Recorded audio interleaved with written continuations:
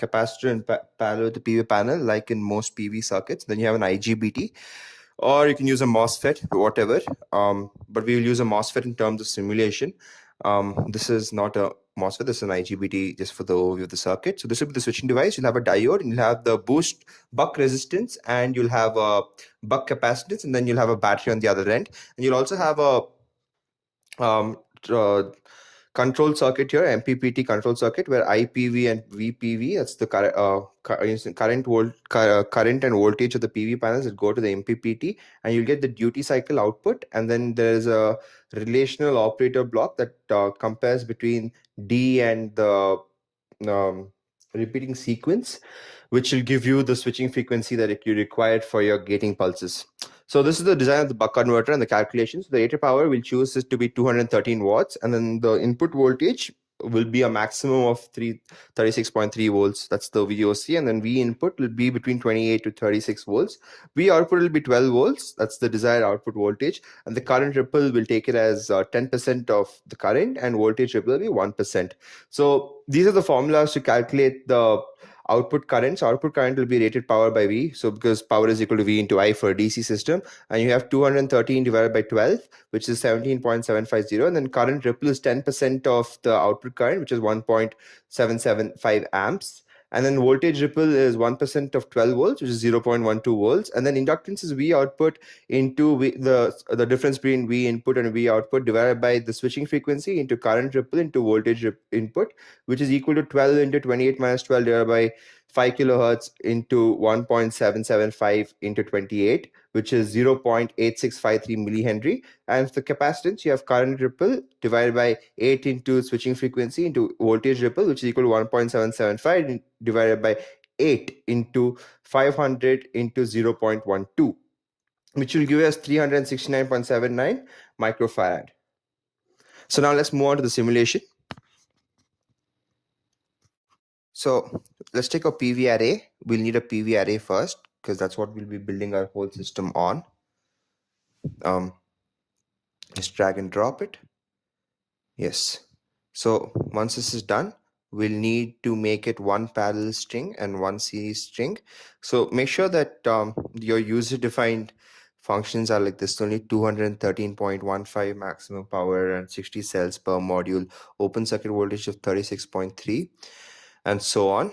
So once this is done, we will, I'll just show you how to plot and see the maximum power. So this is for 1000 watt per meter square.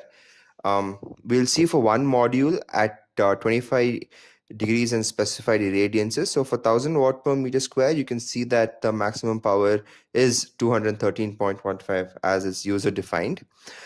This is something that we will hope to achieve with the maximum power point algorithm for the buck converter. So now we'll need constant blocks to provide inputs to the PV array. So this will be irradiance. So irradiance will be 1000 watts per meter square at standard test conditions, and temperature will be 25 degrees Celsius. So we'll just make 1000 and we'll name it irradiance, and 25 and we'll name it temperature as well.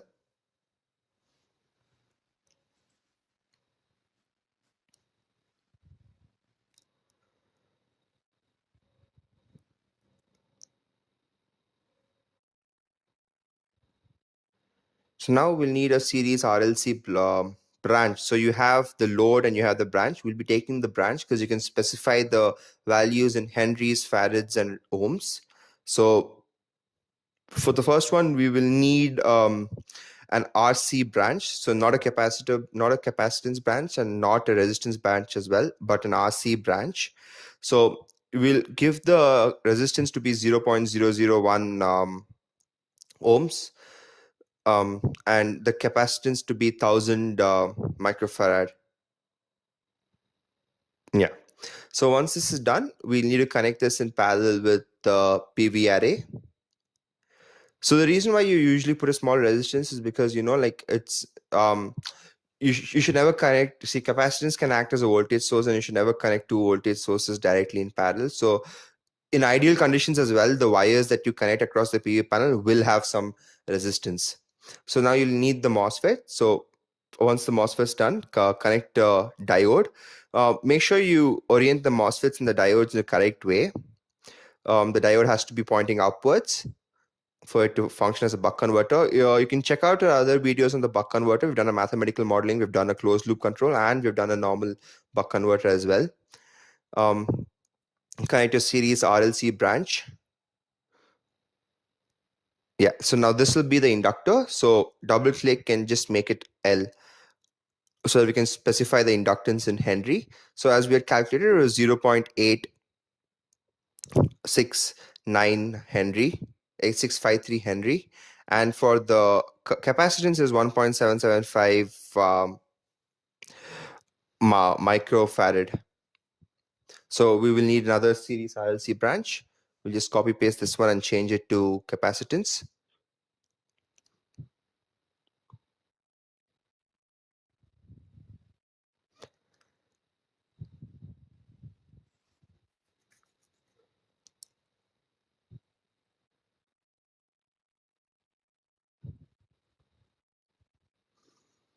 Yeah.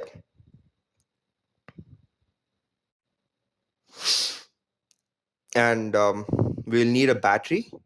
So a battery, you'll have to turn it around and you'll have to flip it top and bottom, because you need to connect the positive to the positive to charge the battery.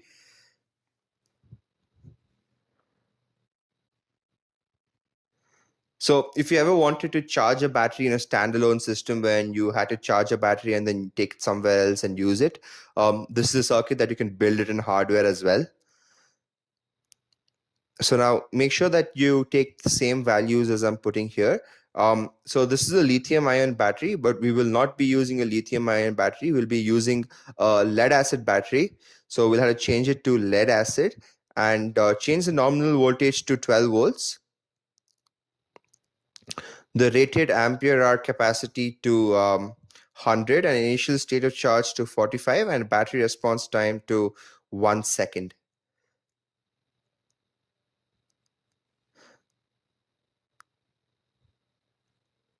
Yeah. So now you go to the discharge parameters and then make sure you unclick and you click on the determine from the nominal properties of the battery. So depending on the input you give, it'll change selectively. Now you need a bus selector. So the bus selector, you can measure the parameters that you wish to measure. For instance, SOC, current, and voltage. Be sure to select these and delete the initial signal values that are provided by the block by default. You'll need display blocks to realize what these things are, to see the values.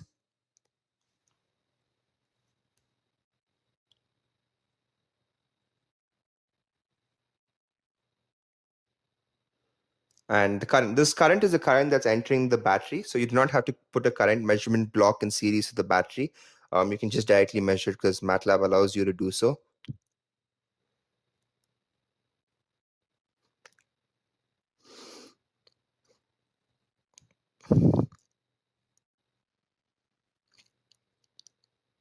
So yes, now you need a bus selector for the PV panel as well, because we will need to be measuring the output voltages of the output voltage and output current of the PV panel for the MPPT algorithm. Just click on select. And now we'll also need a unit delay block, and we'll need go-to blocks as well. So before we put the go-to block, let's just take unit delay blocks.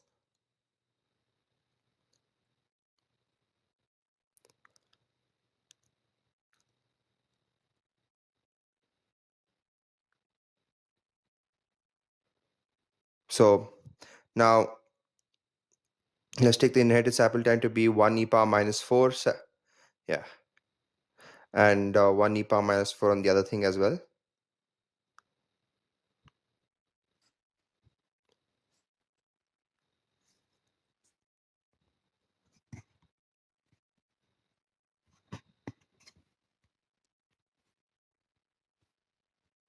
So let's make it global. And let's name this as IPV.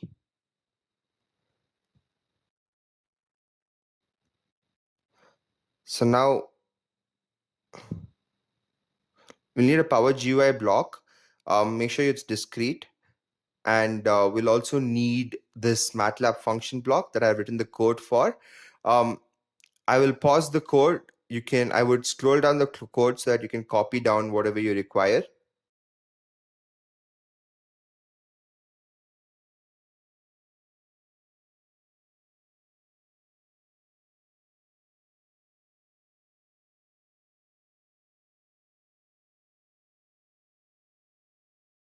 Yeah, so now once this is done, make sure you had the Power GUI block. I cut the video, so you'll have to add it, make it discrete, and make sure you take the correct value for the discrete time.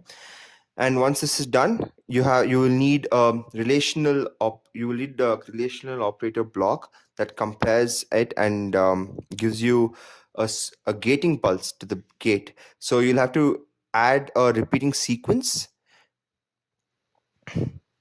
So the repeating sequence, the inputs will be 0 and 1 by 5000, which will be 0.0002, and 0 and 1. So it will be 0 when it's 0, and when time becomes 0.0002 seconds, it'll be high. So this will give you a switching frequency of 5 kilohertz, and connect the input to the gating pulse.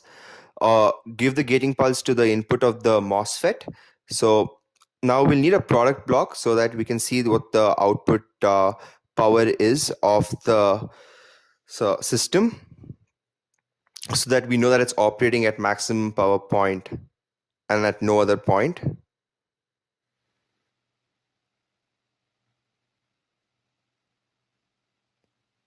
Yeah, so now we'll take the display block and we'll name it as power.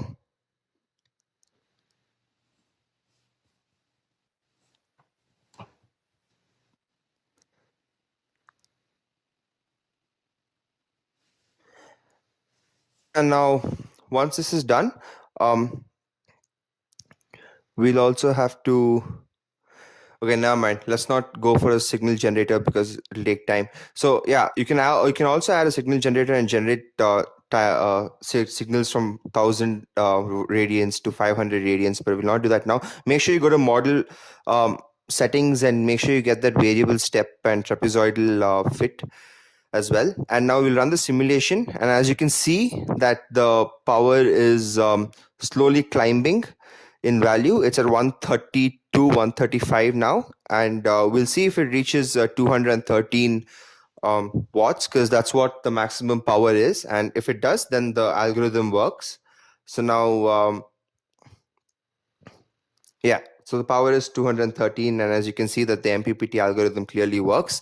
So, and as you can see, the battery is also charging. So negative current implies that the current is flowing into the battery and the battery is charging.